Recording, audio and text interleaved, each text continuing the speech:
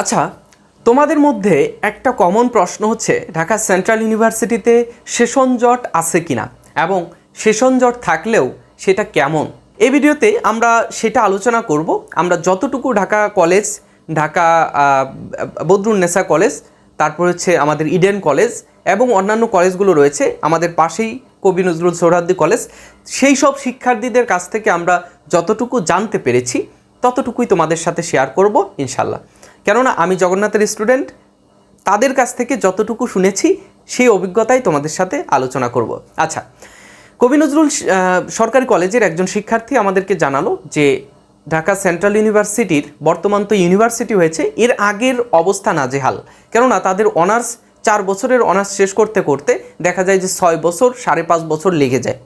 তো এটা দেখা যায় যে আমাদের ঢাকার বাইরে কিছু কিছু বিশ্ববিদ্যালয় রয়েছে যেগুলোতে এরকম একটা অবস্থা রয়েছে, কিন্তু এই ঢাকার মধ্যে এই কলেজগুলো যখন ঢাকা বিশ্ববিদ্যালয়ের অন্তর্ভুক্ত ছিল এবং তার আগে যখন জাতীয় বিশ্ববিদ্যালয়ের অন্তর্ভুক্ত ছিল, সেই সময় কিন্তু সেশন জটের একেবারে চরম অবস্থা ছিল।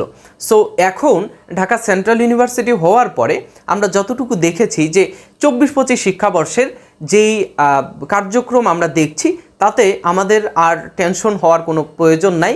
কেননা ঢাকা সেন্ট্রাল ইউনিভার্সিটির সেশন জট হয়তোবা খুব দ্রুতই শেষ হয়ে যাবে, তবে তোমাদের ব্যাচে শেষ হবে কিনা সেটা আমরা ক্লিয়ারলি বলতে পারছি না। তো কবি নজরুল কলেজের সেই শিক্ষার্থী কিন্তু আমাকে জানালো যে এর আগে, অর্থাৎ 7 কলেজ যখন ছিল আলাদা করে, তখন কিন্তু এর মধ্যে সেশন জটের পরিমাণ খুব চরম আকার ধারণ করেছিল। সো এখন সেশন জট মুক্ত একটা ক্যাম্পাস গড়ার চেষ্টা করছে এবং নতুন ভিসি, ঢাকা সেন্ট্রাল ইউনিভার্সিটির নতুন ভিসি, তিনি কিন্তু এই সেশন জটের নিরসনের জন্য 8 মাসের কোর্স 6 মাসে শেষ করার প্রতিশ্রুতি দিয়েছে।